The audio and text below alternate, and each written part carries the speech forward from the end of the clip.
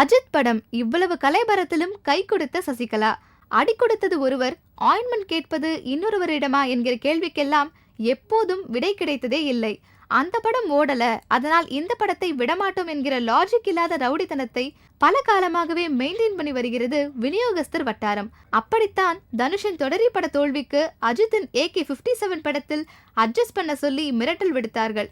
ஆக மொத்தம் AK-57 வருகிற நேரத்தில் தொடரியை காரணம் காட்டி சிக்கலுக்குள்ளாக்குவார்கள் என்ற திகுதிகிப்பு மறையவில்லை. இதற்கு இப்போது முற்றிலும் விடை கிடைத்துவிட்டது.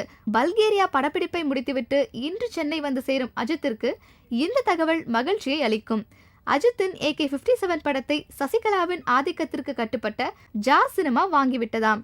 எப்பவுமே ஆளும் கட்சி ஒரு விஷயத்தில் தலையிட்டிருக்கிறது என்றால் அடக்கி வாசிப்பார்கள் விநியோகஸ்தர்கள். அந்த வகையில் AK-57க்கு கிளீன் பச்சை கொடி காட்டப்பட்டுவிடும்.